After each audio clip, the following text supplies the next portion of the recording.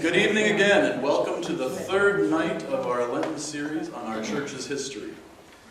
This week, we will begin talking about the period of 1988 to 2000. But I want to say again, it is a pleasure to have this series and all of the wisdom that each of you bring, the questions that you bring, the history that you bring about our life here at Little River. This third era of our congregation's committed ministry to our community and our world is marked by a passage of new beginnings. Marked with the first period of interim ministry and the change of our official name to Little River United Church of Christ, our congregation responded to the challenge of ministry in the age of multiracial, multiculturalism, and radical hospitality towards the lesbian, gay, bisexual, and transgender community. Tonight we'll also encounter the changes in our society and how our congregation responded to them. Tonight's panelists have been here for several different periods of the church's history. When we reviewed the membership rolls at the time, we found that there was kind of two groups of people that joined the church in this period. Some who had been part of the congregation had stepped away and come back because of their jobs, and others who came for that other reason people joined the church: babies. This is a period of change in our ministry. While our Sunday schools were huge in the 1960s with the first generation of children, this time, this 1980 to 2000, was a second baby boom within our life as a congregation, as people found us again in this new church. Now, in reviewing the newsletters and annual reports, the time of change that we encountered really rolled this entire 15-year period. More simply than just the interim, the arrival of the second settled pastor, the culture and vision of ministry was changing in our church, adapting to the socio-cultural shifts that began in the 1980s. Our passion for justice remained, though its focus shifted, as did the mode of our message. Panel discussions and demonstrations began to take a more positional content, a persuasive side, rather than an open or two-sided conversation. The subtle messages of the changing time are balanced with strong prophetic statements. In one sentence, we left our adolescence, we embraced our early adulthood, with a renewed idealism for what living in God's realm meant for our congregation. Now, Strauss and Howe, our friends from the generational theory, call this period of American history a hero generation. Heroes are born after an awakening takes place, during a time of unraveling, a time of individual pragmatism, of self-reliance, and a laissez-faire attitude towards those things which don't affect you. Heroes grow up in increasingly protected post-awakening children. They come of age as team-oriented young optimists during a crisis.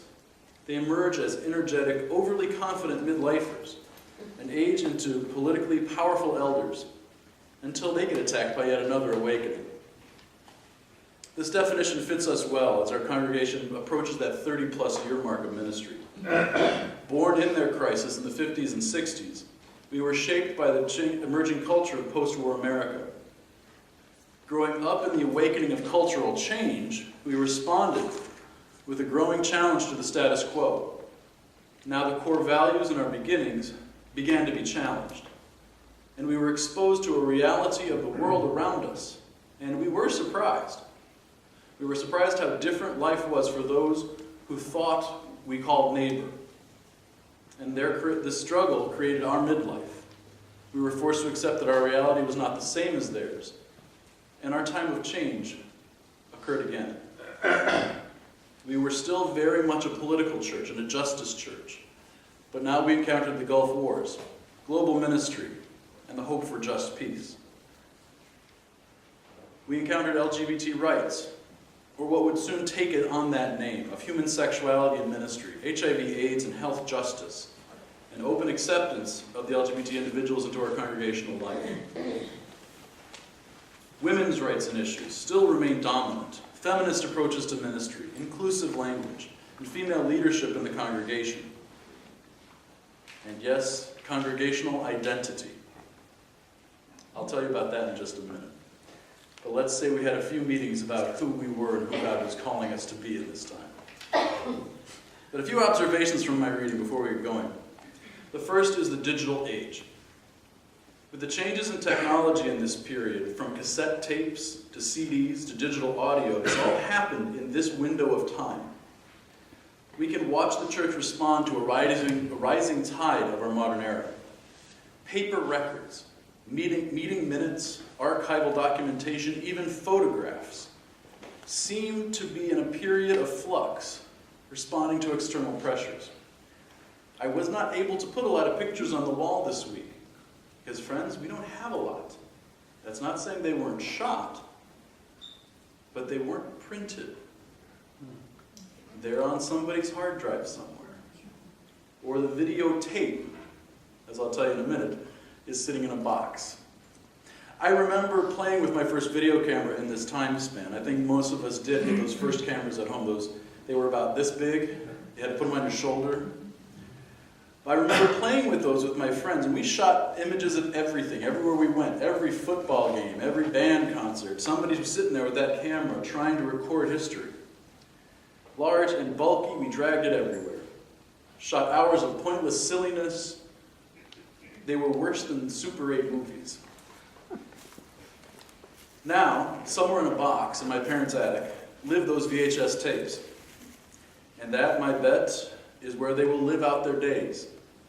Because no one has a VHS player anymore to play the silly things. We do. Anybody who has one and can't use it, donate it to the church, because we got a stack of things we'd like to actually see what they are.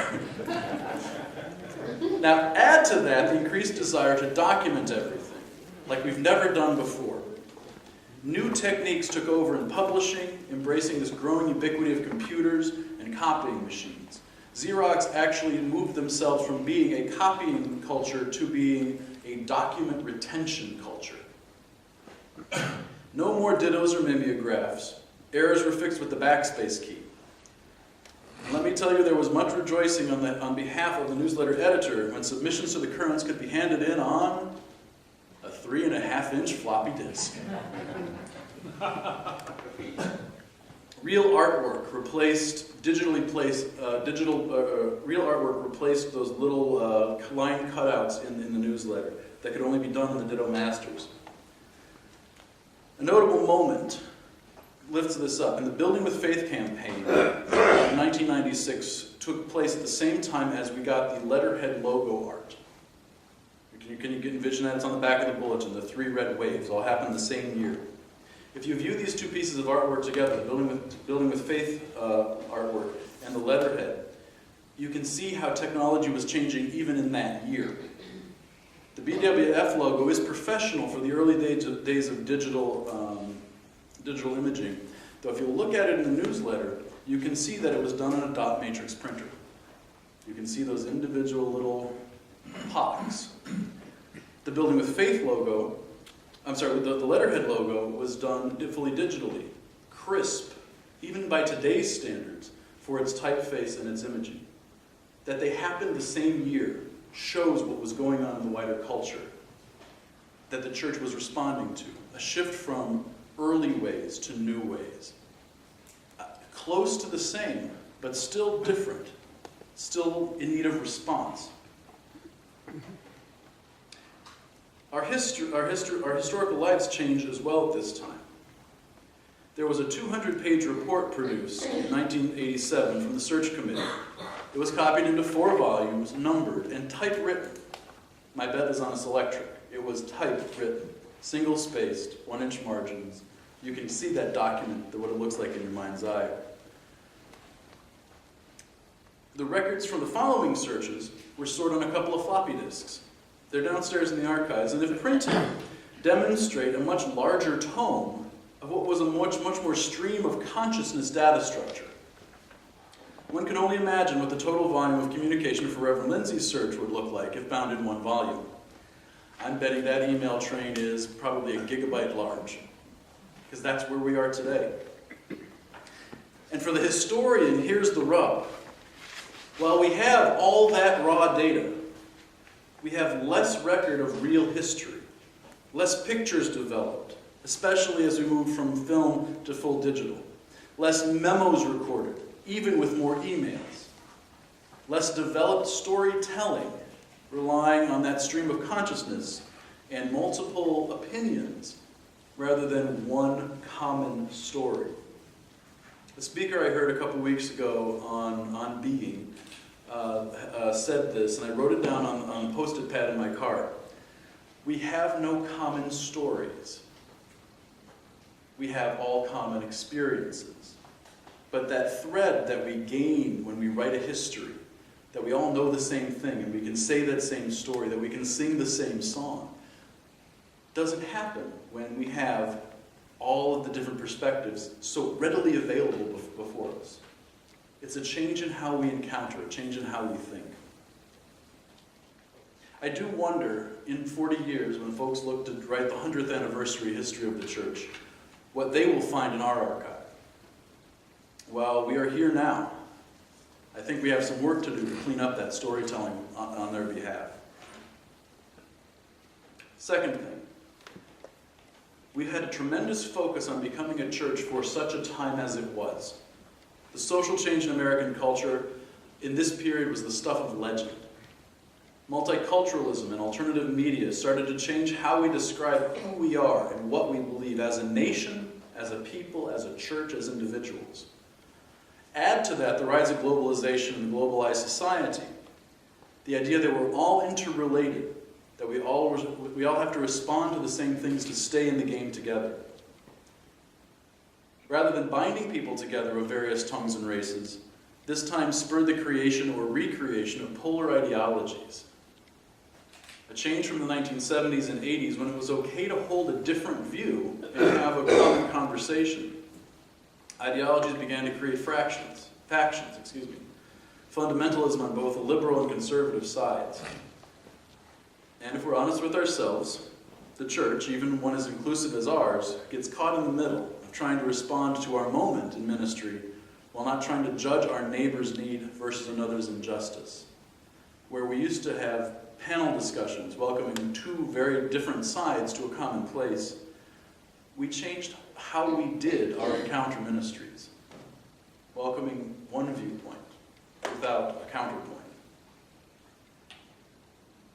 3, identity. The question of identity. If there's one thing that keeps rising again and again in the newsletters of this era, it is, who are we to be in this time, in this place? It was Vern's first question in his first article in the newsletter in 1988. What is the story of Little River United Church of Christ, he said. More accurately, what are the stories of Little River United Church of Christ? What makes this church tick? What is its heart and soul? Just over a year later, the New Millennium Retreat asked it again. What kind of church do we want to be as we enter the new millennium? And again, in 1994, Sue Detterman said, with 11% of our members over 65, an unprecedented number retired and moved away in 1993. Worship attendance fell to 257, and the lowest level since 1964. We need to define our mission anew for our changing context. A year later, a new draft mission statement was made following the Becoming More Effective retreat. In 1997, the Rethinking Our Committee Structures happened in 1998, followed by a long-range planning committee report on the same in 2000. All this pointing to those same questions that Gil Rendell and Alice Mann ask in their book, Holy Conversations. Who are we? What has God called us to do and be? Who is our neighbor? And that brings us to today, because we're thinking about the same thing again. Listening to God's still speaking word for such a time as this. Now, through all of this, we have remained committed to our anti-racism, which becomes multiculturalism. We remain on the progressive edge of gender justice and sexuality awareness in education. And beginning in this time, we've embraced the questions surrounding the open acceptance of LGBT individuals into the life of the church. Now, I've heard a story that this notion of ONA came from outside our walls. But I have to tell you, from reading the documents, we were well seasoned in this discussion long before 2000 and 2001 when we had our open and affirming discussion committee. I'd love to know what your perspectives on this.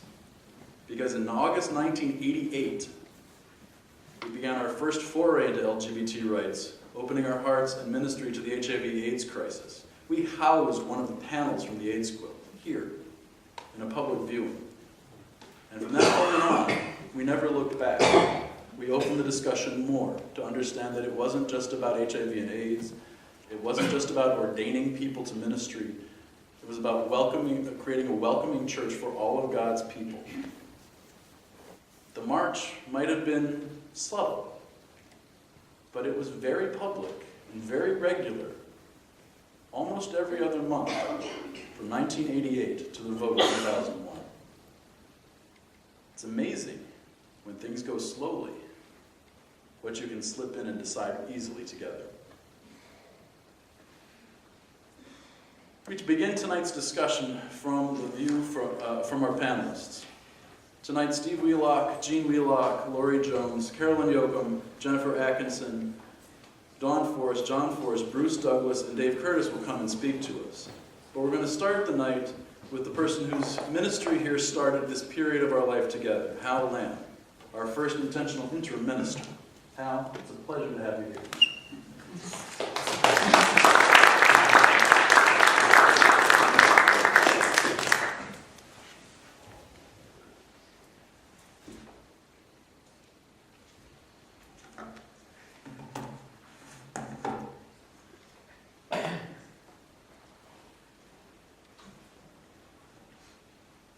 First time I set foot behind this podium, it didn't take me quite that long to get here. There are very few folks here tonight who were present in 1987. So I think a little background, a little context would be in order. Because the invitation to come and be an intentional interim was on two sides,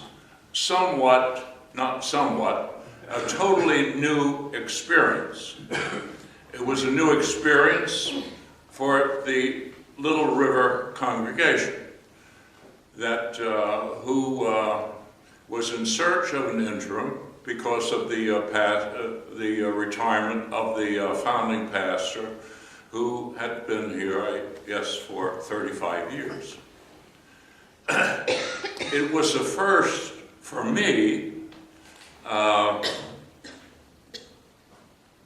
to be involved in a leadership capacity in a civilian congregation. The search committee knew this. The reason for that was I graduated from seminary in May, was ordained the 10th of June, and entered the Army on the 24th of June as a chaplain.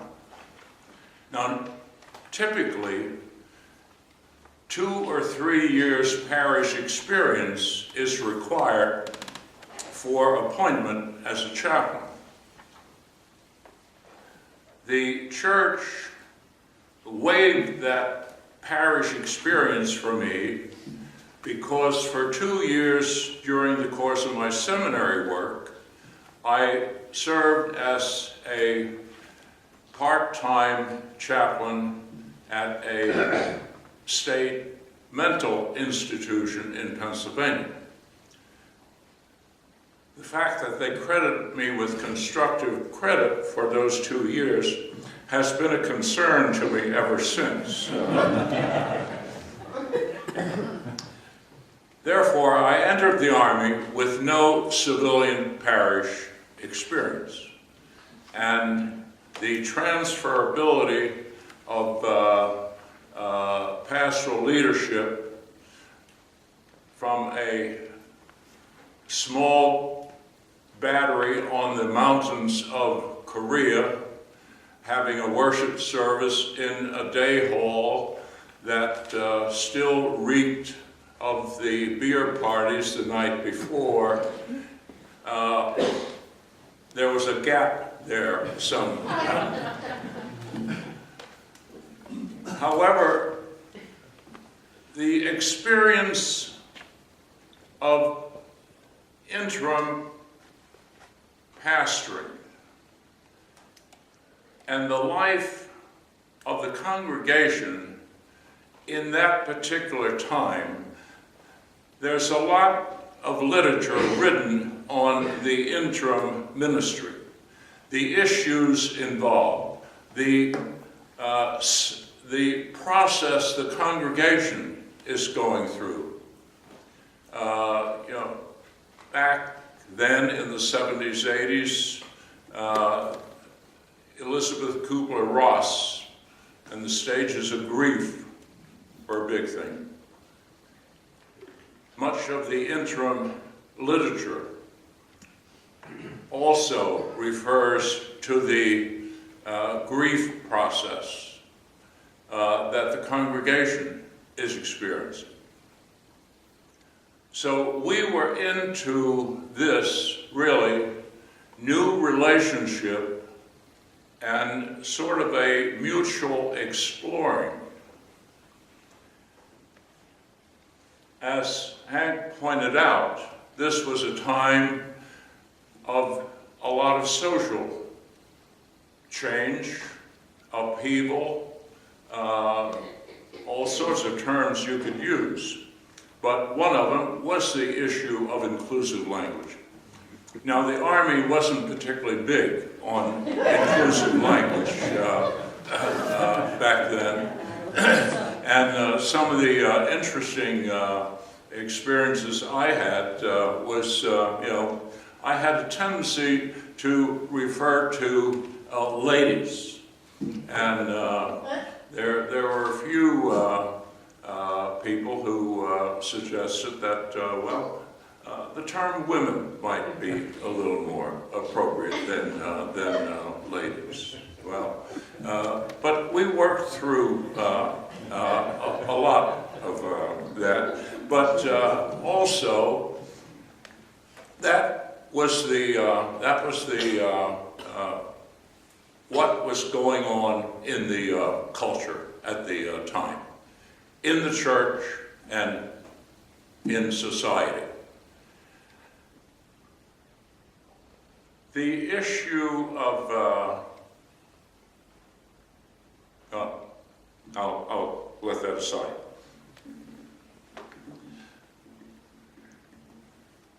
What I found in the time together here in Little River during this interim period, there was an undercurrent of expectation. There was I think, a feeling of grief, still working through the retirement of the previous pastor. A real search on the part of the congregation as to the direction they would move. Because from the founding, the whole church, the whole structure was so intimately involved in things to do to get started, to become a growing, vibrant congregation in this newly suburban area. And so there was this issue of grief. There was also the issue of expectation. And what I drew on really was the strength that came out of the congregation itself, because I think intentionally we're looking for the forward path and looking with some high degree of expectation. There was a program here in Little River at the time, a Sunday evening program during what would be normally the school year, a Sunday evening program entitled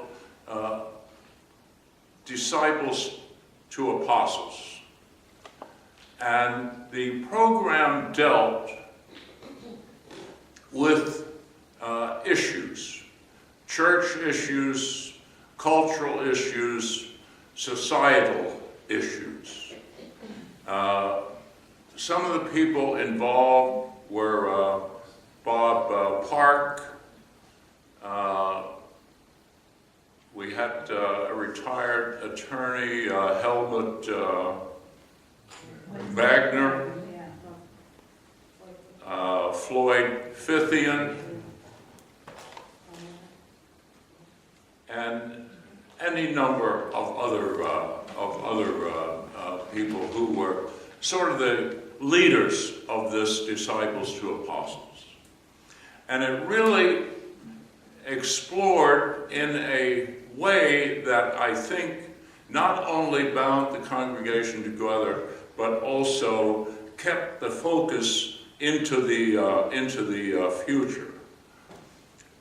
Another family who were members at the time were Barry Lynn and his wife Joanne, and also Barry's mother. Barry Lynn still is executive director of the Americans United for Separation of Church and State.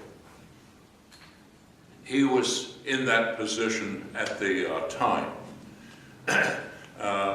I met Barry before coming here as interim, usually at he was speaking at some gathering, and a particular focus of Barry was the military chaplaincy. He thought that epitomized the separation of church and state, that he really he was not completely at ease with the concept of a military chaplaincy because of the issue of church and state. But Barry was very active in a lot of the program. His wife, Joanne, also was a presenter and a panel member at one of the Disciples to Apostles program. She was an MD with a particular specialty on medical ethics. And the whole issue of dignified death was a live topic at the time. But there were these constant programs that put the focus into the future and around issues, church and societal, ethical issues, that I think kept a vibrancy in the congregation. I think the proof of the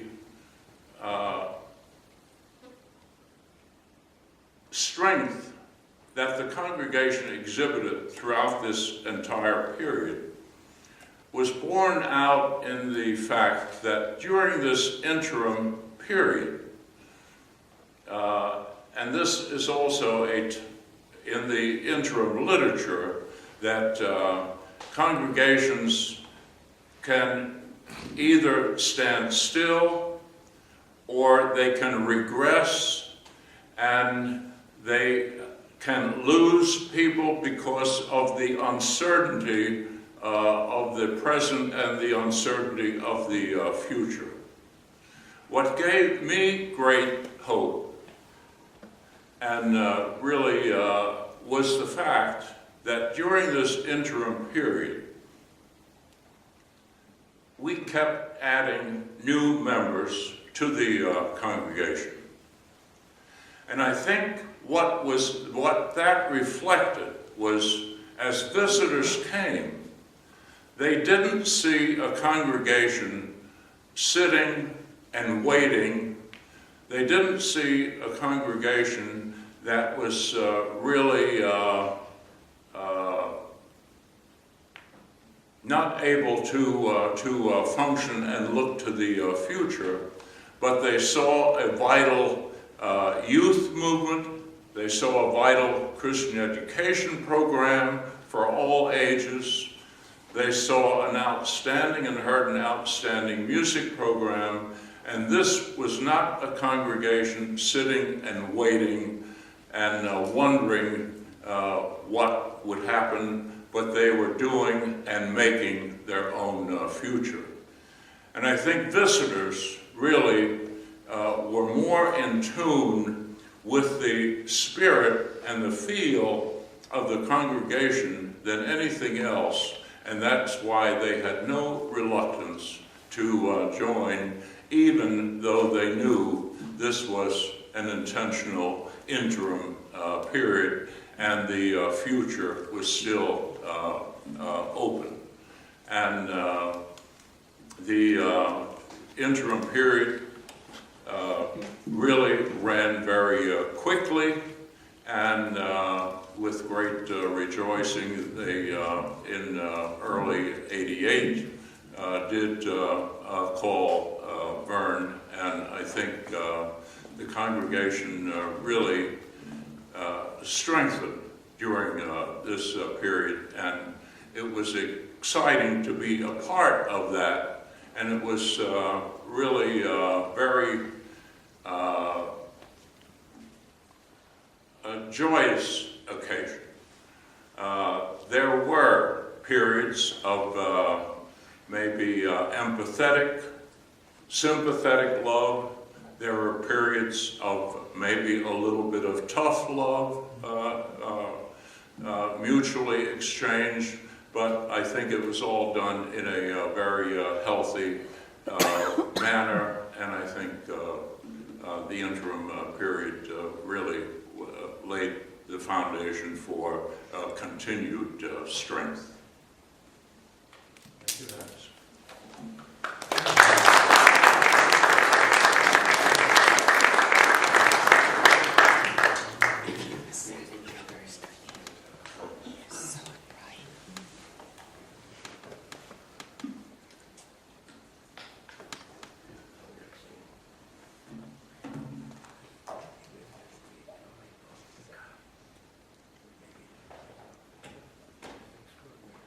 Building on that wisdom, we invite those who are speaking tonight to come forward. Steve, Jean, Lori, Carolyn, Jennifer, Dawn, John, Bruce, Dave. And if anybody else has a thought that they want to bring up, write it down. Get ready to speak as we have time to talk afterwards.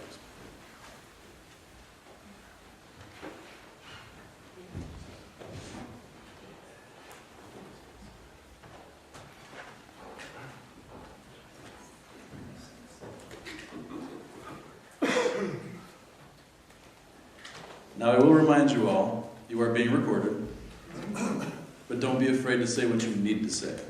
Tell us your story. What memories do you want to lift up? Please pass the microphones one end to the other.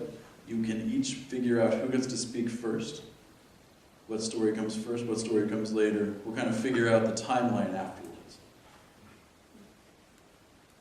Who wants the mic?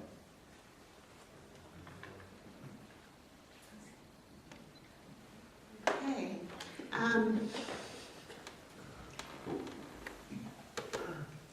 My first coming to this church was honestly because I was getting married. And my husband's father was a minister and planning on marrying us, but he could not do premarital counseling. So he referred us to Little River. And we thought, you know, they're giving us counseling, we should attend. And so we attended. And then the next thing we knew, they were asking us to become members, and we looked at each other and thought, okay. So there was not a lot of deep thought. One thing I do remember about, in particular, the question about LGBT and acceptance was that Bruce and Carrie Douglas were in our conversations on membership. And I remember Bruce asking why this church hadn't taken that step of becoming open and affirming. And the answer was sort of interesting in the sense that there was a statement made that the congregation wasn't quite ready, and then there was a statement made that the ministers themselves, and at this time there were 3 ministers, weren't necessarily in agreement on whether or not open and affirming was, I guess they were all open and affirming, but there was one person who, quote unquote, believed in the scriptures and thought that homosexuality was indeed wrong, but that Jesus accepted everyone, and so we should too. So it was sort of an in-between kind of statement. And then years later, I found out that it was Susan Gilpin who held this opinion.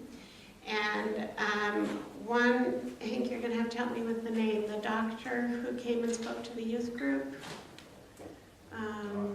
The woman, it was a doctor and a nurse who were a couple for years and years. Fran DeRocher, sorry.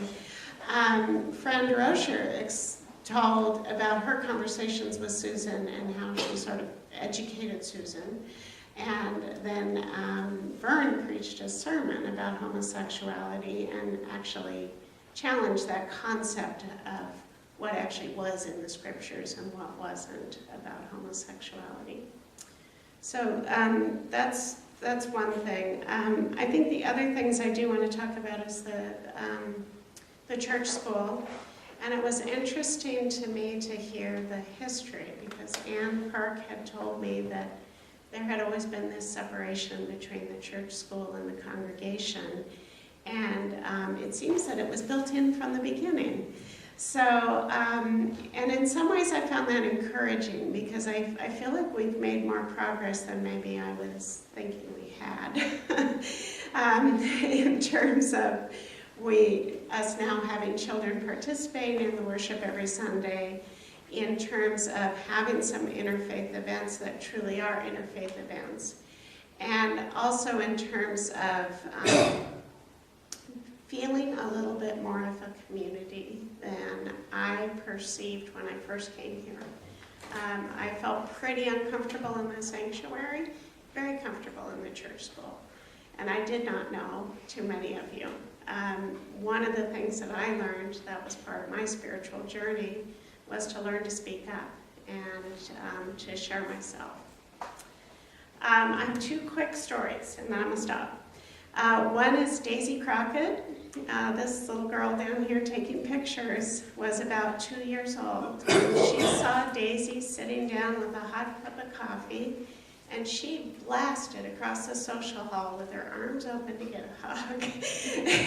And Daisy put that coffee cup up in the air, used her other hand to encircle Amanda, and I had been anticipating a catastrophe, and I looked at Daisy and I said, "You are good." And she just laughed. So that's my first story. My second story is Marcia.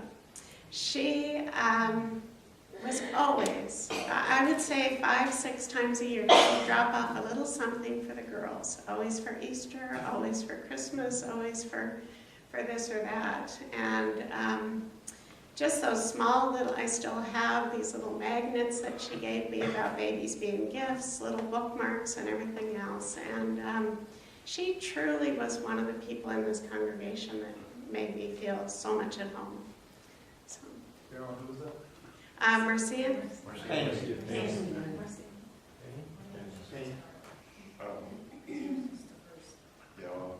I may take up all of our time.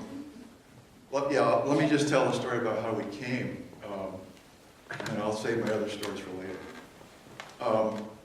We were in a tiny church in Tampa, and Gene was offered a promotion and a move up to this area. And we looked at each other and we thought, okay, Florida schools, Hillsborough County schools, Fairfax County schools, we're gone. So we, yeah, right.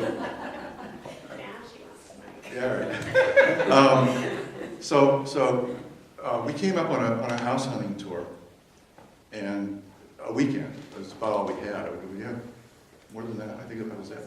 Doesn't matter. And while we're here, okay, well, let's look at a church.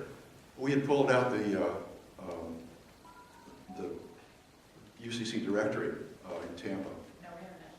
No internet, right. And as I say, it was a tiny church. If they had 100 people, they had just barely 100, I think, because everybody was on at least one committee and had some other leadership position. I'll bring in the music too. The music, I could not participate. It was 3-part harmony, which was too high for me to sing, and we didn't really like the music they were singing. So, you know, we had two things we were looking for. One was size, a big enough church so we wouldn't be on committees all the time.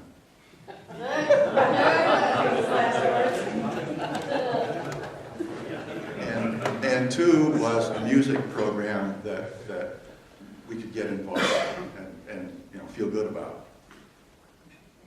So we looked at the directory, as I say, and okay, the church is big enough. Let's go take a look at this one, and you know, and maybe some others. We walked in here. Hal was at the pulpit then, and we walked in that back door, and I get choked up every time I tell this. We walked in, and I looked up to my right, and there are organ pipes, and I said, "We're home." That's it. Oh.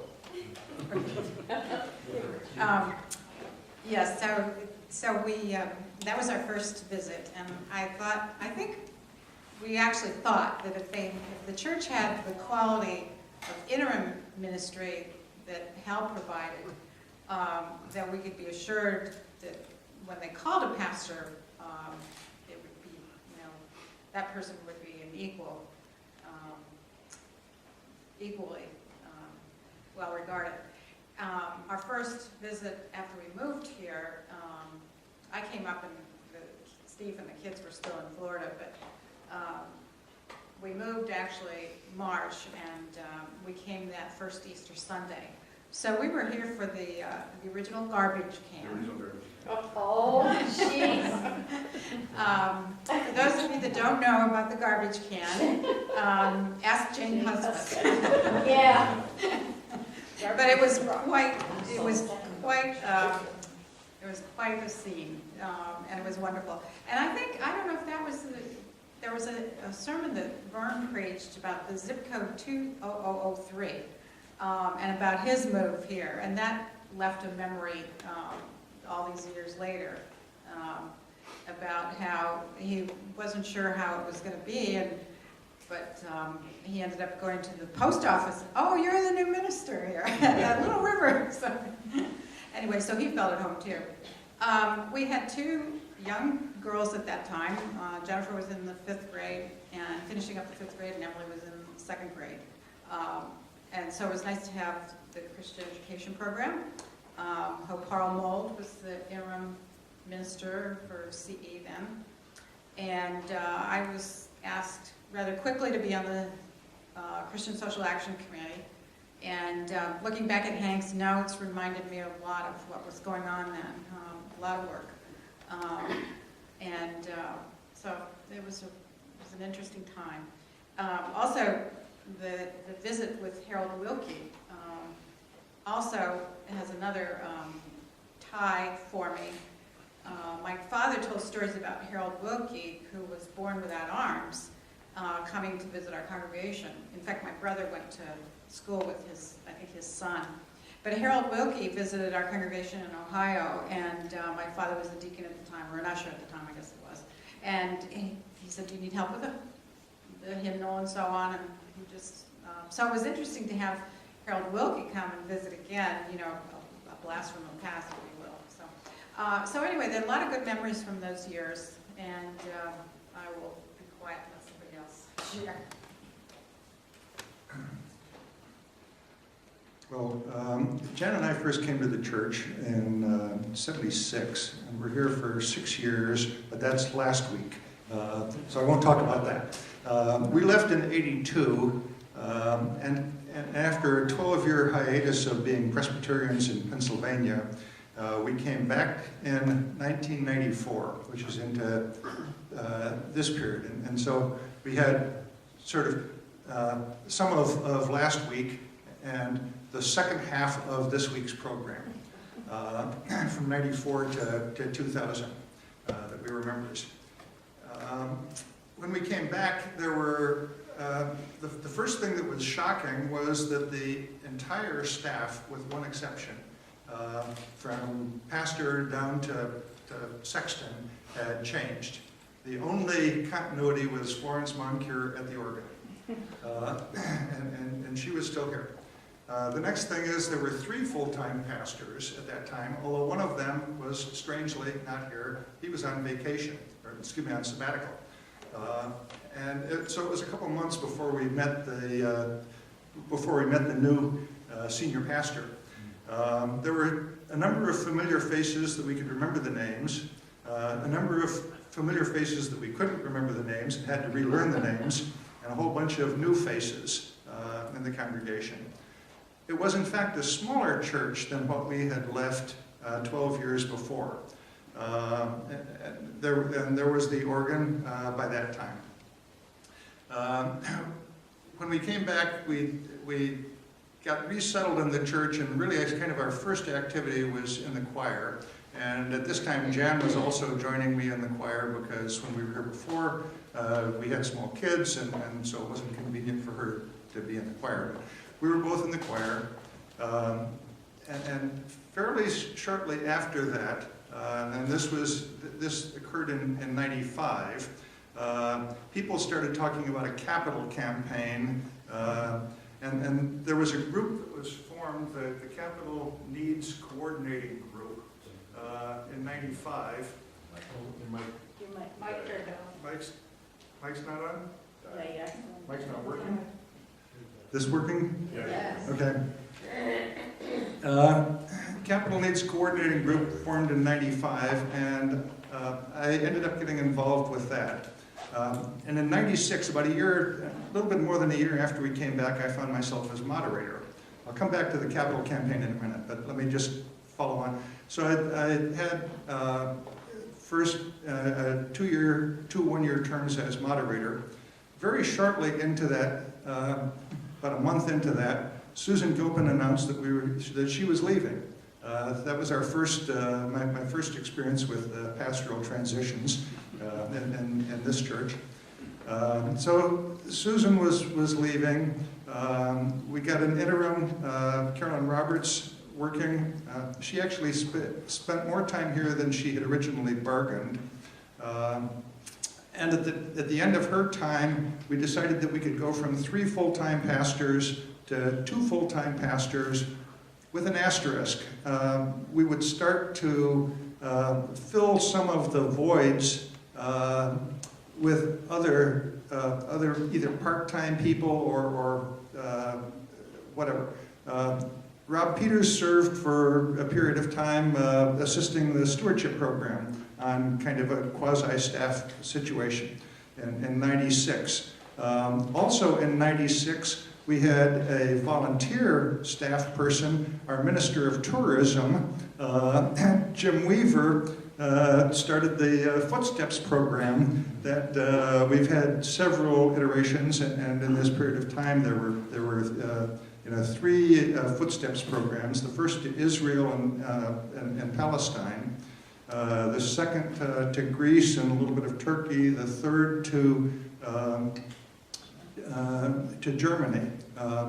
And each of these Footsteps programs had a mixture of historical background of something relevant to our religious background, and also some mixture of current or recent, more recent events than hundreds and hundreds of years ago.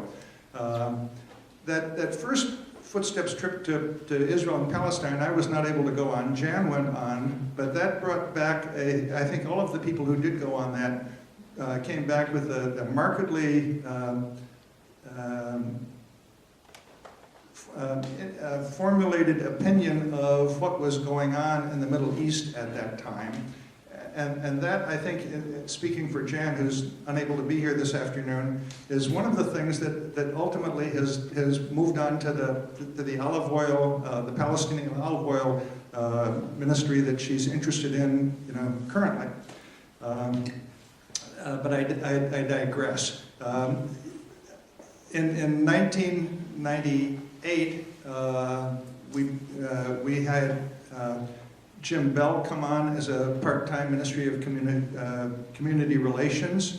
And the other, in 1998, that came on to sort of fill a pastoral vacancy was a non-pastoral person. We hired a half-time church administrator who was with us from 1998 through 2003 and early 2004. And the purpose of that was to relieve the pastors of a number of administrative duties that the pastors had found themselves wrapped around the axle on. So there was a lot that went on, with that. Let me go back to the capital campaign. I put together some notes of the capital campaign, and probably more notes than we want to go through here. But it did have an interesting evolution. As I say, I got involved with that in large part because that was starting during the time that I was moderator. But in late '95, we solicited proposals from 3 different consultants for a feasibility study as to whether we could, have a capital campaign in the church. We selected one. We had a feasibility study. That person came back with a report in early 1996. We had asked for a study to see if we could raise $1 to $1.2 million. And this report came back and it said, we can maybe raise $1 million. It's going to be a stretch. We need about 15% of the people to be able to give about 50 to 70% of the money in this. And the capital campaign has got a different mentality than an operating campaign because the capital campaign you give out of assets primarily. Operating budget you give out of current income. So we said, okay, long story short, we're going to proceed with that. Through '96, there was a building programs committee led by Richard Davidson. And then there was a campaign committee that was co-led by Kent and Steve Rogers and the Capital Needs Coordinating Group, and we were all very busy doing various things. We hired an architect, we got some plans, we had congregational meetings, the plans got approved. We decided we're going to go with the campaign for 1.667 and a half. Most of that was the building, although some of it was also supporting the UCC's Make a Difference campaign. So it was not all locally here in the church. We make a very long story even shorter, perhaps. The construction finally got underway in '98.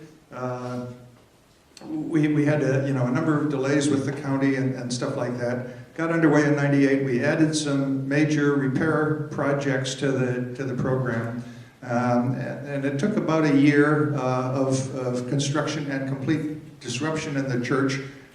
During the same period of time, the church continued to function. Actually, the sanctuary here was probably the most untouched part of the church. Virtually every other corner of the church was affected by this.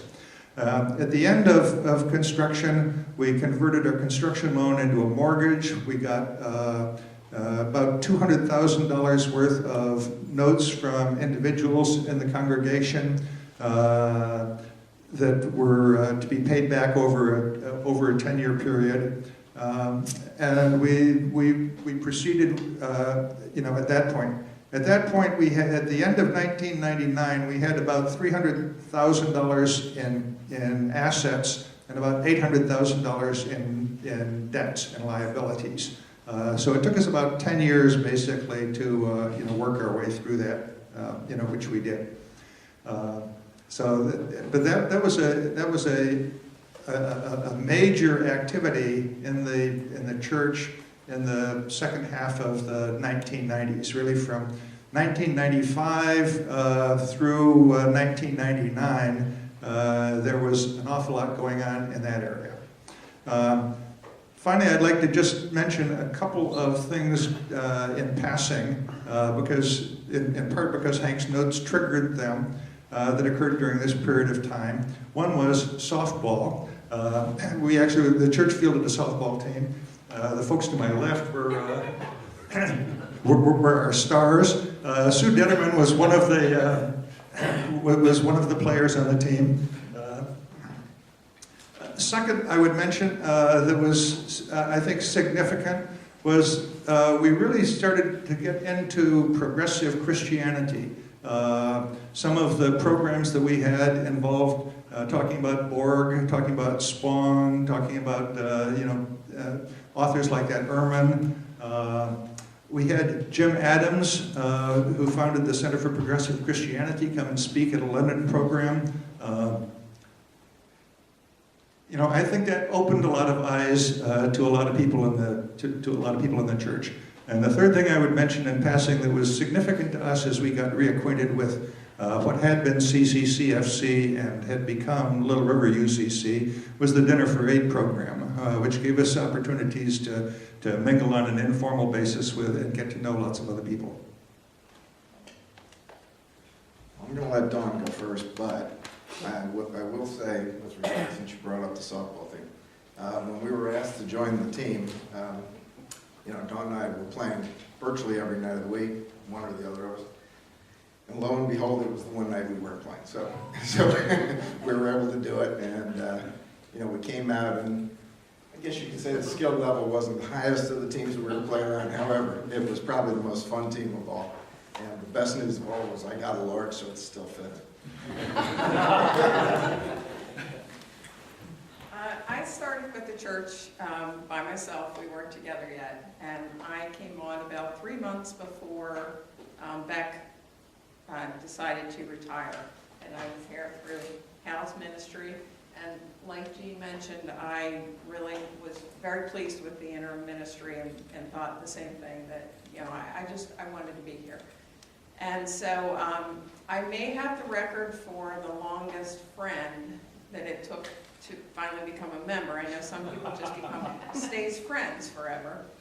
But I actually was probably somewhere between 6, 7, maybe 8 years, I'm not sure. And we finally joined the day before I gave birth to Ryan. I had a hard time separating from my home church back in Pittsburgh, and that was really what the big deal is. And actually, if Carrie were up here, almost half the panel joined. We, along with the Douglases and Carolyn and John, we all joined the church on the same day. So John came along because Don dragged John along. That's how John got started. So yeah. Yeah. So I have a lot of fond memories of that time. I am a very different person now than I was when I first joined. I just have a debt of gratitude to Ron Craven, really for all that he did to pull me in. I was extremely shy. I came in that door, he always welcomed me. He started on the, why don't you do that, why don't you do that? And I said, I'm not a member. he said, you don't need to be a member to usher, you can usher. And he got me started on an ushering team in the late 80s, I think, and I'm still on that team today. But I often came in and sat right over in that back corner there because that door there was my favorite. You know, I didn't have to go talk to anybody. I didn't have to, you know, go shake hands. I was not comfortable reaching out to people. We didn't have the moment for peace. We didn't have a lot of that stuff. So I was grateful to Ron for pulling me in because ushering pulled me in. There was an unofficial church group that was called the Nance Fellowship Group at the time that we both got involved with. They did some hiking, canoeing, cross-country skiing in the winter, and that's really when I started to get to know people and would take that first chance of going in the social hall and start to talk to people. So that pulled me in, as did Dinner for Eight. And I really enjoyed that, enjoyed those opportunities to sit down and get to know people better, and then I felt more comfortable going in the social hall, and if there was somebody there I could go say hello to, I was staying for a few minutes, but I was not one to reach out and just introduce myself. So one quick story about Dinner for Eight. It was, were you going to tell that? Go ahead. I'll leave that for you. No, go ahead. It was the same one where in our prayer around the table we announced that we were expecting. Vern was in our group at that time, and we were down in the basement before we ate, and our cat came up. He was sitting on a love seat by himself, and our cat came up and plopped right down next to Vern, threw himself on his back, all fours up in the air, and John said, I think he wants to be petted, and Vern just looked like, he said, that's obscene. I'm not he didn't quite know what to do. But we'll always remember that. Let's see. The 90s were, for me, I was involved in Thelma Morris and nominations and appointments. The quilt group started. We did a lot of the hands quilts, and the quilt group actually did a little baby quilt for us for when Ryan was born, and he still has that on his bed when it's summer. It's I have developed some very long, fond friendships with that group, and actually I'm from in Pittsburgh, my whole family was there. We did everything as a family, and I don't have family here. So the first birthday for Ryan, it was a Tuesday night, and I said to John, let's go to quilt group, because I don't want to just be us here alone. You know, it's his birthday. I want to celebrate it with people. So we sat him down right on the table in quilting, picked up a cake, and you know, he got to, I've got pictures of that too. He got to celebrate his first birthday down here at church. So I think those were the highlights. I have grown so much through this church. My beliefs have changed. I grew up even though I've been UCC all my life, very, very conservative. And I am forever grateful for the introduction of new ideas, new concepts, opening of my mind. I will always be thankful for Vern's messages. He was so profound in changing my thought process, and I feel very, very blessed that I've had the opportunity to be here and continue to grow. When I first looked at what Hank sent over on the Lenten series, it referred to there would be a group of elders up here. You know, I got used to people calling me Mr. and Dad and husband. Elder? Seriously. But anyway, I'm 60 and the church is 60, so I guess I qualify. Dawn's already told you about Dinner for Eight. I will tell you also the first Fridays, you know, which I guess started in '96, and that was when Josh had just been born and Ryan was 2, was blessed relief. We appreciated that, no doubt. You know, some other things in what you sent over, Hank, that I saw. Things about Jim Bell challenging the Redskins' name in '97. I forgot all about that, but boy, was he ahead of his time. You know, and as a long-term Redskin fan at the time, I thought that was kind of silly, but I have to admit I've evolved a little bit on that and can see the, you know, now that it's coming back to the forefront again, I have a different view. I remember when Folly, I approached him with a song that I liked by Don McLean called Babylon, and I thought it was an appropriate song to be sung by the choir.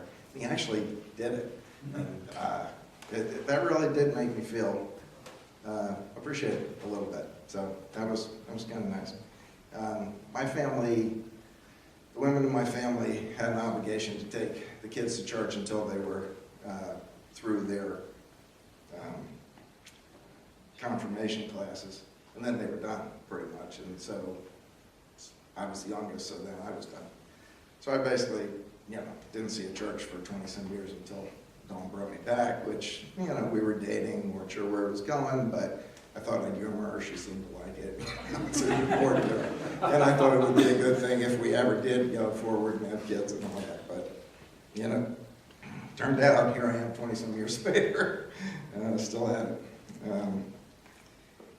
You know, in '01, you mentioned that Vern had something that was called Open and Recovery, and I thought that was an interesting approach. I don't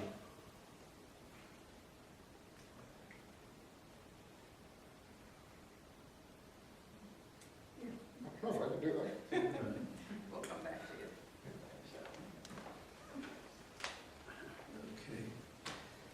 Okay. Well, I think I have to give a shout out or a hiss to Carolyn for stealing my juiciest comment, but I can affirm her story. That's pretty much how I remember it. I do remember Susan being at the class and saying what you said, that she was conflicted. She said she was evolving on the question, but she did think there were scriptural reasons to oppose homosexuality, yet Jesus said, love everybody. And she wasn't sure where that left her, and I suspect if we talked to her now, she'd be in a different place. As a recovering shy person, I certainly can attach myself to Don's comments as well. And it is interesting that a bunch of us did join on that same day. I think we were all the people that joined on that day, if I remember right. Okay. A little bit about how I got here. I think I'm going to be doing I and we. The we things will be referring to Carrie as well as myself. But there are some I comments as well. I came from a Unitarian background, and like many people of my age, from somewhere around freshman year of high school until age 30, I only set foot in churches for weddings and funerals. I just really didn't have any interest. I got interested in religion again, talking to my younger brother, who, I guess in the midst of one of his acid trips, found Jesus on top of a mountain. And for a short while became a born-again Christian. And I wasn't willing to follow him there. But it did get me thinking about religion again. And another life event intervened. My first job out of grad school was in Northern California. And I decided that since I knew no one, maybe I should get involved in a church. I might meet some people and develop some sort of a social life. Well, I got at the Yellow Pages, and there was no Unitarian church, so panic, what am I going to do? So I went to the library and found some literature on Christian denominations and decided that, well, there's this thing called the UCC, which clearly is second best. I might as well give it a shot. And you know, I also thought, well, if I do this religion thing, I might also someday meet the right woman. And I did, and it only took 7 years. When I came to Washington, I lived in the city, and I quickly got involved in First Church and was a member there for 15 years.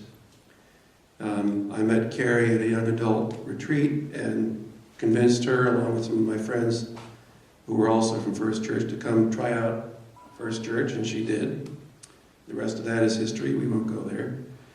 But a few years later, we had several children. We'd been married by John Mack and Barbara Gerlach, the pastors there. I had actually been on the search committee that called John. But I was feeling the pull to check out a suburban church, one with a much larger and more active and viable Christian ed program. We had 3 kids by then. And with Carrie kicking and screaming, I decided we would try other churches. I went back to Unitarianism very briefly and found it very disappointing. We had a conversation at some point with John Mack and told him my predicament, and he said, try First Church, you'll love Little River, and you'll love Vern Aaron's, and that's how we got here.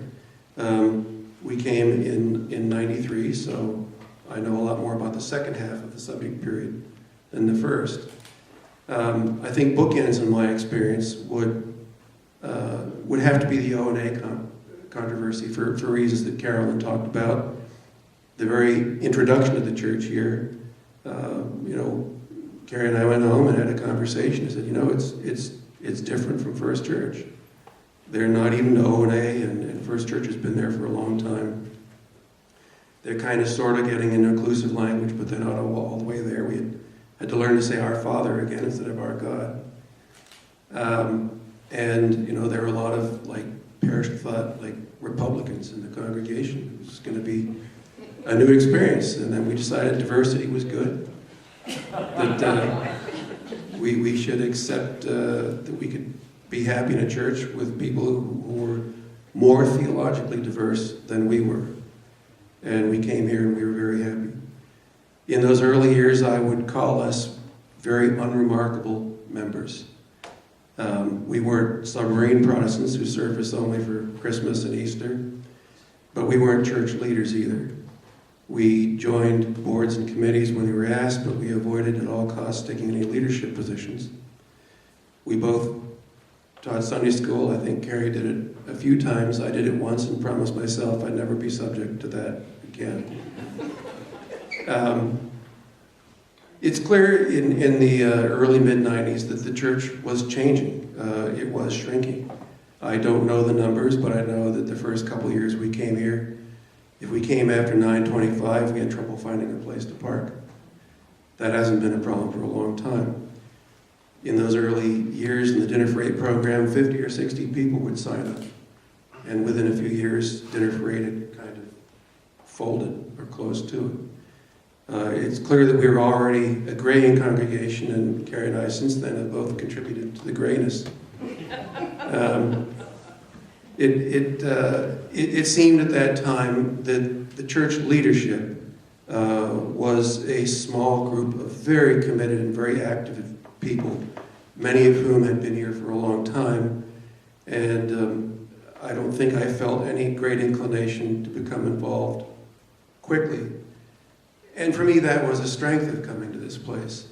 I like the idea that we wouldn't be pestered very quickly to become very active in the committee work and the board work of the church. It was nice to be able just to get to know what it was like being here for a while and to get comfortable. One of the early experiences that was quite meaningful for me was, I don't remember the official name of it, but there's sort of a young adult parenting group. And I remember a book we read called Tribes Apart, which frankly would, if you haven't had children, would scare the bejesus out of you. Having gone through the real world experience, it wasn't nearly that bad. It was really pretty nice. But it was great sharing things with other parents who were trying out that part of life. I found myself in those years almost always being sort of a contrarian at church. I was asked, because I had some experience with land use planning, to help with the people looking at a church start in Centerville, although I have to admit I never thought it was a very good idea. Our church was slowly losing members. In Centerville on Sunday morning, you can get to this church in 20 minutes. I didn't see the reason for a church there.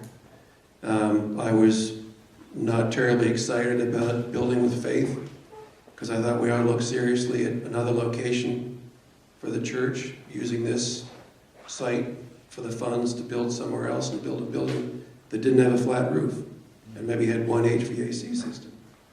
Because I knew that once we spent another couple $1 million in this building, there'd be no turning back. We did, so be it, here we are. The other thing that was, I think I look back with more humor than anything else, was the controversy over the hymnal. I had not followed that at all until we came to the congregational meeting to make a decision on it. And I had never opened the New Century hymnal, and I didn't care. My attitude was, I'm UCC, this is the church I have committed to, it's our denomination's hymnal, I don't care if it sucks. It's the one I think we should buy. Well, I didn't win that argument either.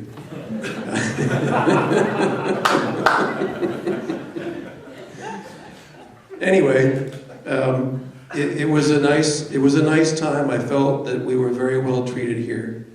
I think that we both overcame our reticence a little bit and obviously became more involved in the church than we were during the 1993 to 2000 period. And we love being here. Thank you.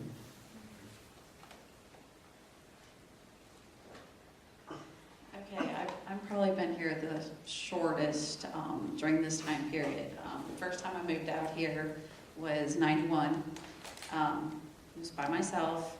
Moved out for a job as a nanny over here in Annandale. And had grown up in the UCC. So a friend of mine's grandfather was the minister over at Bethel UCC. So they were like, you have to go there. It's close.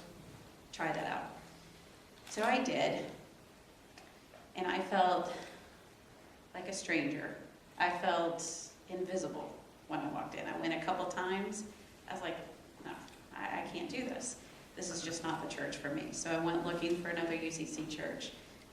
Found Little River, it was just around the corner, because I actually just lived over here on Royce Court, so I was super close, unlike now. So I came here, and I felt very much at home. I like the fact that it was just a simple church, didn't seem to be spending money on this lavish, things that just didn't mean a lot. And first day I was in here, and I'm terrible with names, so I can't remember names, but I just remember being greeted, being asked, if I'm new to the area, oh, why don't you go try this out, here, introducing me to this person and that person. So I really felt welcome, and decided to keep coming back. And so I did. I have a couple things here. I actually have the little church directory that has Vern's installation service picture. Though I wasn't here at the time, they kind of gave me this and said, here, this is a good way to, see all the people. And I have another one from 92. I do have tons of pictures, but they're all in Missouri. Because in between this, I moved back and then moved back. So I don't have them here. Maybe in the fall, after I've gone home, I'll bring some of them back and share them with everybody.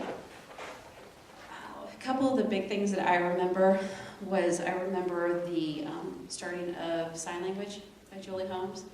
I almost forgot to listen to the sermon because I was watching her and trying to figure out what she was saying. And I thought, oh, that was really cool. I wish I could take a class and learn that myself. Some of the other things were I joined the young singles group that we had here, Dinner for 8. That was really good for me because I didn't know a lot of people out here because I just picked up and moved out here, no family. And in my group, of course, was Don and Jane Wallace, Kent and Steve Rogers, Lois and Jeff White were just a few of them who, were all older than I was, but they made me feel extremely welcome. And it was okay that I didn't have a house that they could come to. As long as I brought food to theirs, I was fine. So that was nice because at that point, I didn't have a house. I was living with other people, and so it was a little awkward. I got involved right away in teaching Sunday school, and even before I was a member. And so I was downstairs, way back there in the little dark corner downstairs in the giraffe room. if anybody remembers that. And the first year I taught with Bill Huddleston. And that was fun. This big guy with these little bitty 2-3-year-olds. But he was great, and we had a lot of fun. And so some of the other things that I remember were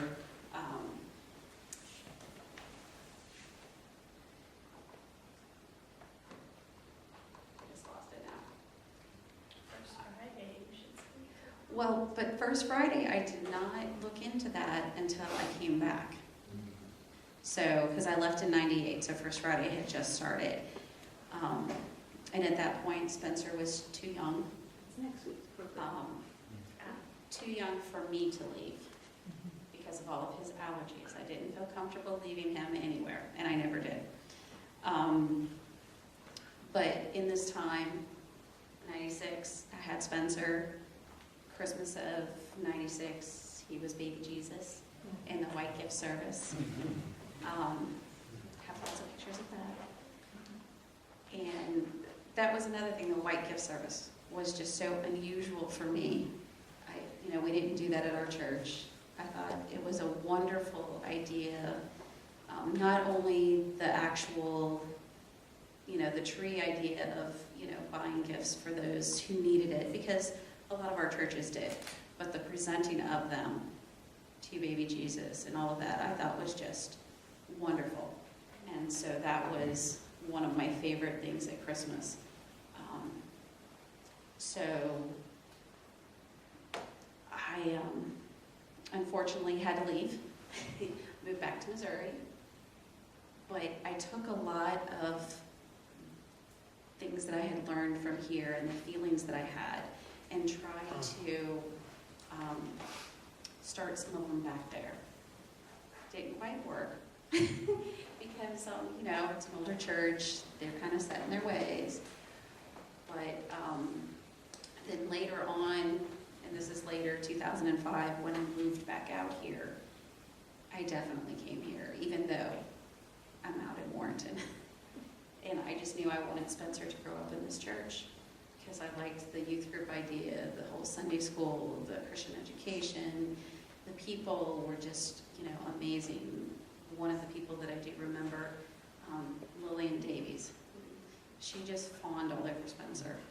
And, for the longest time, she, made him little gifts or sent him little gifts.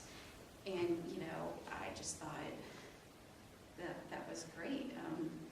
And so, yeah, it's the people. I didn't get that involved in the church politics at that point, but it's the people. Well, there's not a whole lot I can add at this point. It's been great listening to everyone. But I think maybe one thing I can talk more about is the youth group and about the PF and about Y Jelly, crazy name for a group within the PF group. And so maybe that might be interesting. When we first came here, our daughter was 9. And we came, I don't know, maybe we didn't come only for her, but that was certainly a really important part of why we came and why we stayed and why we were maybe not active, besides teaching Sunday school. We weren't really active in committees very soon, but we were here because we wanted that for her. And she liked it because the very first Sunday we came was turned out to be the Sunday that was Advent Fun Shops that afternoon. And she liked that a lot. And she also liked that, I think it was Dee, I can't remember for sure, but I think it was Dee Cardiff who came to our house and brought, without asking for anything else, she just knocked on the door and said she was from the church, from Little River, and here are some cookies.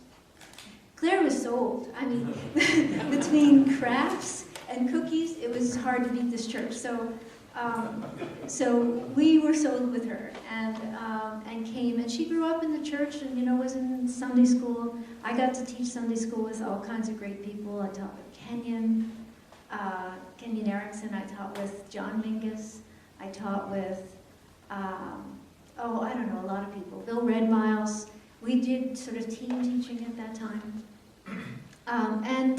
Claire's going through these classes. Anyone I wasn't teaching, she would be in.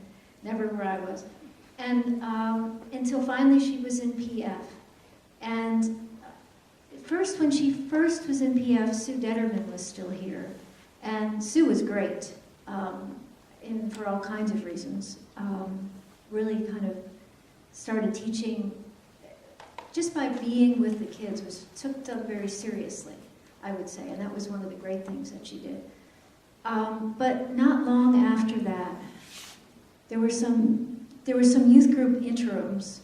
I can't remember everybody's name. Zach Aarons did it for a little while. I forget who was before that. But anyway, then Jenna came, and Jenna really sort of gave new energy to that whole PF thing that was happening at that time and started this Y Jelly. So Y Jelly, which I don't know if Jenna ever knew how funny that name was. I think she just, it was like, do you remember what the acronym was supposed to mean? Youth? Very good. They're better than me. I just couldn't get over how funny it was. And I don't know that Jenna ever sort of got the joke, but that's neither here nor there. But she and the group together, because the kids did a lot of this on their own, came up with plans to do amazing things and were supported by the congregation in those things. So thanks to everybody, they went to Memphis. Claire was on 3 trips to Memphis for civil rights immersion in the history of Martin Luther King and civil rights in Memphis. And in the last one, which was maybe one of the more powerful ones for her, they were connected with a youth group there in Memphis who were going through LGBT issues. And the 2 youth groups together were talking, and I think it really raised Claire's awareness. She always knew what was the sort of right thing to say around our household. But I think she really felt it deeply for the first time, what it meant to be open to what another's really different experience of the world might be. And I'll say they went to a reservation in, do you remember where? Do you know, Steve? In South Dakota, was it? One of the Dakotas, yeah. North Dakota. And I remember one thing that really surprised Claire, well, 2 main things that surprised her, was what I thought would surprise her, which is the poverty, which she was struck by. And they had to see it and live it, and I think that made a major difference. Not on TV, like right there. So that, and at the same time, the council of that tribe invited them in, and they were in this sort of meeting room, and it was all computerized and international, and the kids were like, they couldn't understand how this could all fit together. But it led them from there to wanting to do something more international.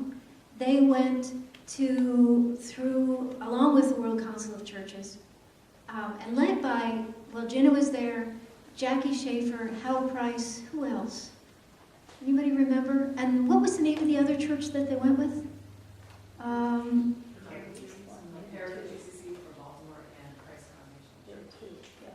Good.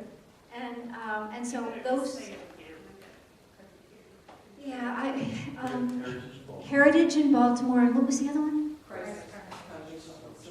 Silver Springs, right? Yeah, Christ Congregational from Silver Springs. So the youth groups from both of those, all 3 of our churches, went together, and it took a lot of planning and a lot of patience sometimes on everyone's part. But they this group managed to go to Geneva, Switzerland, and and meet with people from the World Council of Churches. And they also went to Thésée. On that same trip, they took buses and went from Switzerland to France together. And in France, they went to Thésée, where it's a kind of Woodstock of Christians, youth. And I mean, they were blown away. They loved it. And Claire, for the longest time, all through college, still was communicate. By then they were on email, but having conversation with some kids that she met from Portugal. Yeah, from Portugal, and their English was far better than her Portuguese. And that was another thing they were struck by. Many of the kids were struck by this fact that they only spoke English and a little bit of whatever language they took in high school. And they were struck by that, about how disconnected that left them and how much they wanted to be more connected. They wanted to be part of the world, and they thought they should be. And this all had to do, even if they wouldn't have then put it in those terms, or at least I know Claire might not have, in church terms. It seemed to them, I talked probably more with Claire about it, but I talked to a number of the kids that were there about it, that it made them seem like there was a faith connection. Like I said, they would never put it in those terms, I don't think. But they connected with those people, and they were doing the chants, and they were getting food in their bowls, and going and sitting down, and they felt, I think they loved it. And loving it was the whole point. I mean, in loving it, they came back with that energy. I don't know, do you all remember? Like how much they wanted to do the Thésée chanting. They wanted to do things that brought it back. Oh yeah, I guess it was very young, yeah. And I have to say that one of the reasons I'm doing this talking, and you must realize I'm being a little enthusiastic. I genuinely am enthusiastic, but also sometimes it breaks my heart thinking that, that we have a lot of youth here in the audience, that you all aren't as active in that way. I mean, you're doing good stuff. They did Habitat too. I didn't even mention that. I mean, they were always doing something, which meant they were always fundraising also, I have to point out. In fact, Vern would sometimes say, no more fundraising. No fundraising this week. No fundraising. You have to have some weeks off. But I don't know. As a parent, it was just fantastic. And I'm so grateful to the congregation that supported those kids, my kid and her group. And they still, they're still friends. So that's another thing, is that friendship became friendship here, which crossed the boundaries of caste that happened in high schools, right? Those friendships became like really important to her, so that she still feels close to those people, and even if they only see each other on Christmas Eve, when everybody's back in church. She's gone and done trivia night a couple times with some from those days, and she still sees Jessica Price fairly frequently. Some have moved away, of course. Anyway, maybe that's enough. But you get the point. Lots of lock-ins, which are really painful for those who have to stay at them. But good stuff. And the sort of thing that I would like now that I have more time, partly because my daughter is now, away, I would, still like to contribute to the, to that continuation of a really vital youth group.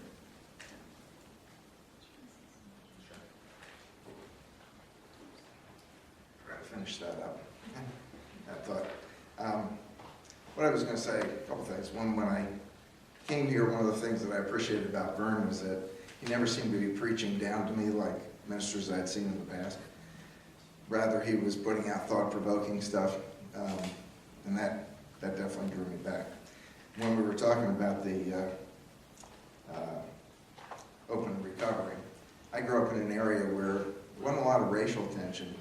There was definitely homophobia in those days, no question. And a friend of mine ended up dying of AIDS, which had an impact.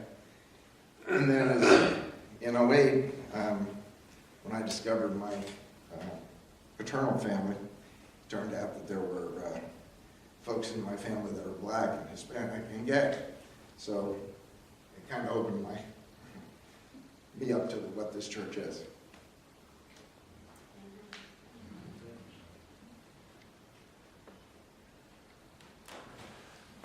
I probably talked enough, but I forgot to mention Jim Bell, who was fantastic. Most of you remember how great Jim was? His sermons just blew me away. Great guy, and I was in CSAC, that was my first committee, and he was our sort of sponsoring pastor. He always pressed us to do more, like, we should do more. That's not enough. You could go further, and I love that. Have time for the story of the church. Well, I want to ask our audience, can we take 10 more minutes to hear some stories and get some questions? Okay, thank you. I had a whole lot of things to throw in. I told you how we got here. I didn't tell any stories about while we were here. Vern gave a sermon once on the thin places of the church. At the time, that was kind of a new term. Now it's, I guess, part of the church vocabulary. And I look back, obviously it stuck with me, and I honestly don't remember whether this happened before or after that sermon. But this is probably the thinnest place I've ever encountered, and it was here. It was in choir rehearsal one Thursday night.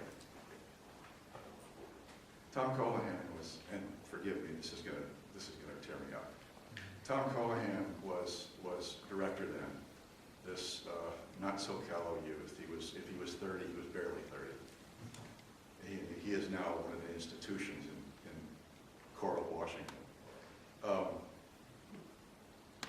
We came in, and Tom announced that Florence Moncure was still the organist. Florence wasn't there. And Tom announced that over the week,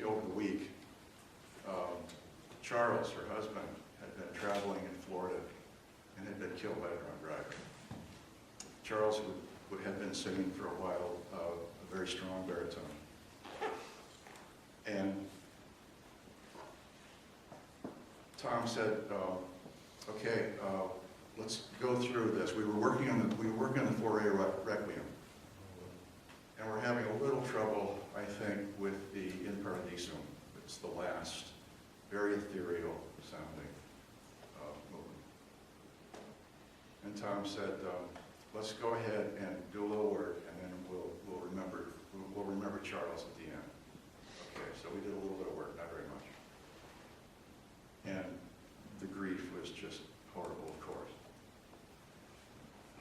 And so we got to the end, and Tom said, okay, I would like you to close your eyes, and let's think about Charles for a while. And if I remember right, he actually lowered the lights. And we closed our eyes, and everything was quiet. And then Tom, out of the quiet, out of the silence, starts, "Death be not proud, though some have called thee mighty and dreadful." And he read the whole John Donne sonnet and paused for a little while longer. And then he said, "Now will you open to the In Paradisum, and let's sing Charles home." And I wish this congregation could have heard that choir that night.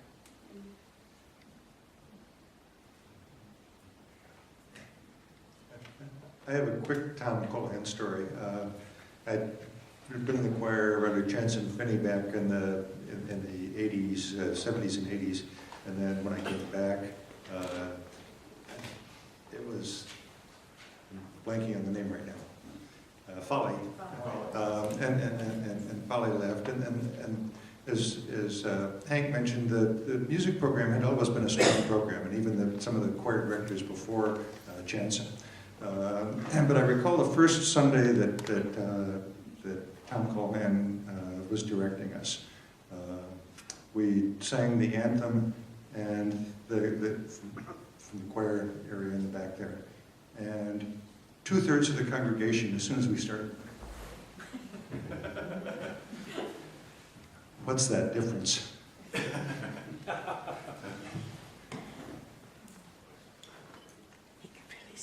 Hold on to it for a minute.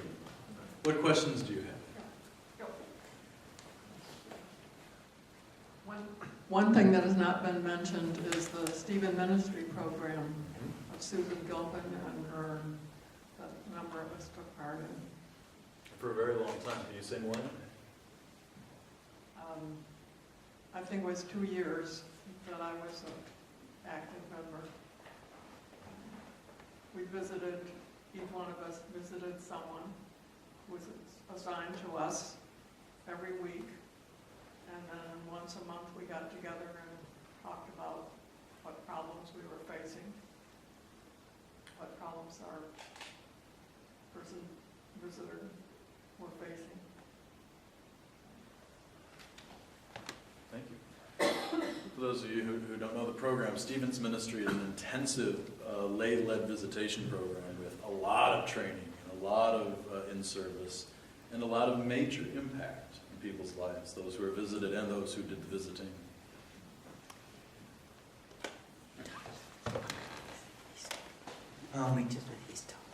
One of the first things I saw when I got married into the church in '89, my wife's family had been very early members, but not founding members. But our wedding, we had one of the first weddings with Vern.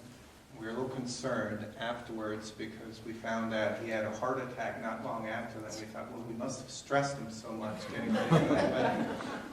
So I told David, just be careful when he has his first wedding here, take it a little bit calm. But we benefited from sort of the session we talked about before this, because my mother-in-law was in a group of church women from here who all had children, and they decided that they would band together and support the wedding receptions. So I don't know if there was too many after ours, but I think ours and then my sister-in-law's wedding about 2 years afterwards. That was probably about the last one. But a lot of the women from the church would come together and they would host the wedding receptions, and that was just a remarkable thing. But she had soared up. She had done her 20 or 30 or 40, so she was due the two that she sort of got back. But that was remarkable. Thank you. The two thoughts that I had listening to the panel, things that I think ought to be brought out during that period. Jane and I joined the church back in '82, and we've been here ever since. We were married in the church. One was a new effort to create small groups called the fellowship groups. And there were the A group, the B group, C group, very creative names. And we happen to be in a group that is still functioning today, 30 years after it was initiated, with the Allens and others like the Alts, the Churchills, the number of other folks that are now moving away, but they don't want to separate from that group.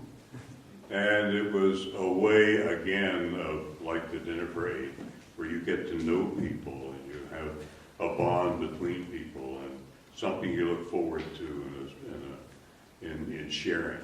And that came up during this time period. The other thing that was mentioned briefly was I'm not sure that it's the right name, but the Habitat for Humanity, or programs like that. I think Jane and I went on about 5 of those. And the thing was, they were multi-age. They not only had elders, and you're only 60, but we also had youth, and we all worked together. I remember on one of them where we were building a house, the automated nail gun decided it wouldn't work anymore. And so we were hammering on eaves with nails and hammers. And when I finally got done hammering, I couldn't open my hand. It was just frozen around the hammer. But it those kinds of groups in an informal setting with activities in the evening, accomplishing good things for other folks was just marvelous. And that happened in this area too. I wouldn't want it to get overlooked. Can I add one twist on dinner for 8, which was dinner for 6 with kids? Yes. And John and I and the Shackleys were the first, one of the first groups with another couple that had moved. But it truly was a way to get to know people with kids the same age. Yeah, I had a question for the panel, and then Jane, I want to hand the microphone off to you. With gratitude to Reverend Hal Lamb, who had the daunting task of filling in after our founding pastor. A lot of founding pastors stay 3 or 4 years. You know, Beck stayed more than 3 decades. As you got to know Vern in these early years of his ministry, the first 3, 4, 5, even 10 years of his ministry here, how would you compare and contrast him with Beck? I'll even add to that, as you came back as an interim associate pastor, how was that time with him too?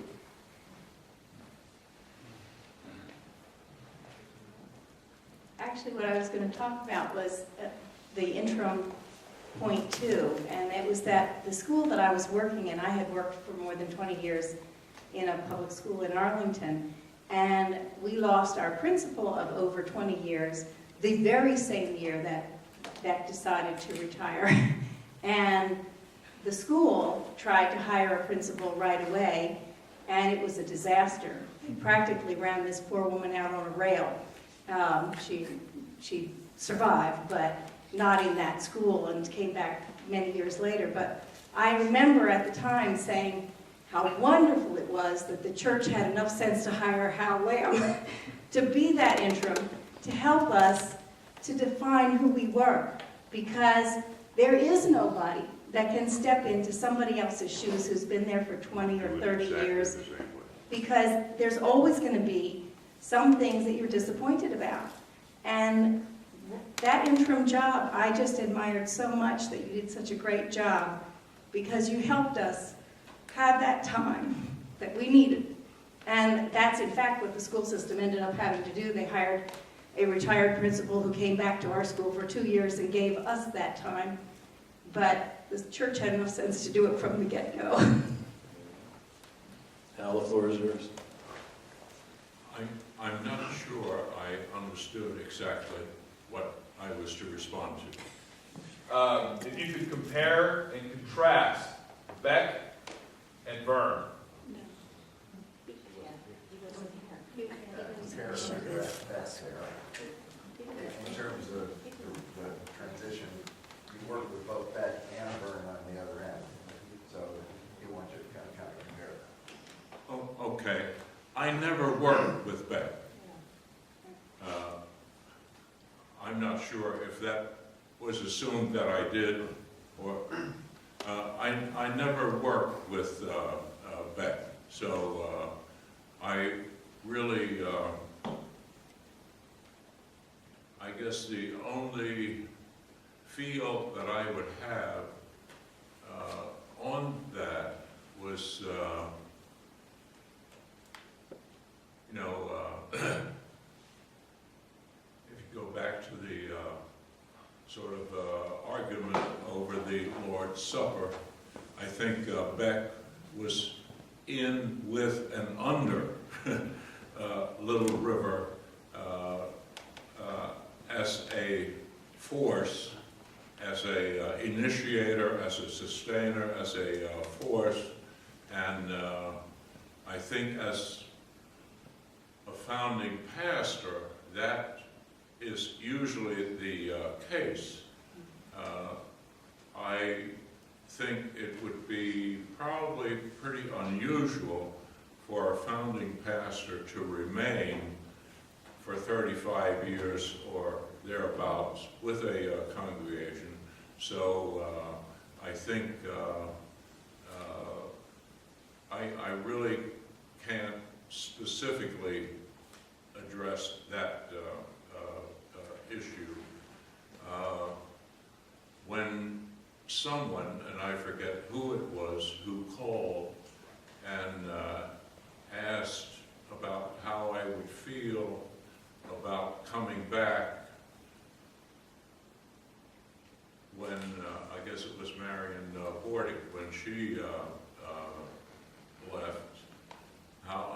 feel about coming back and doing an interim as the associate. I said, well, I wouldn't respond to that at all until or unless I spoke with Vern. And whoever I was speaking to said, well, Vern is the one who asked me to give you a call and raise this. And I said, well, in that case, I would certainly consider it, and I'm not sure. My inclination would have been, in retrospect, to say, give me a while to think about it. And I'm not sure if that was my response or not, but if it was a very short time, because I felt if Vern had the confidence in me, I certainly had the respect and confidence that we could have a good working relationship. And I felt I left the interim part here without too many people being terribly upset with me, so I felt good about coming back. I meant to bring this out earlier, and I didn't, but one of the things that I think assisted me, apart from the obvious points of strength congregationally and individually within this congregation, during the past several years that I was in the chaplaincy, the Army chaplaincy contracted with National Training Labs to do a program in organizational development geared to the parish ministry. And the whole focus was, since most assignments for a chaplain going into a parish were 3 years, the program was focused on what are the things you can do to have a effective startup ministry, because if you take 6 months to get going and a couple months to wind down, that's a good part of 3 years. So this OD program focused on parish ministry startup and some of the issues to deal with in that way. And I tried to rely on some of that during the time here. And the time with Vern, by that time, Vern was quite well established, and programs in effect, goals set, and it really was, again, in civilian parish settings, I was a relative newcomer, and I think I really learned quite a bit from Vern during that period as associate interim, and I guess I did maybe 3 more interims after that until I sort of hung it up a second time. Well, we have to hang it up for tonight also. Thank you again, panel, for all of your wisdom, all of your stories. Let's give them a hand.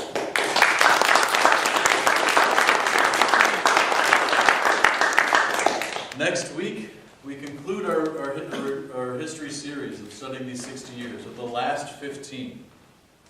The end of Vern's ministry with us and Jenna's ministry, the interim time even up to the arrival of David Lindsay.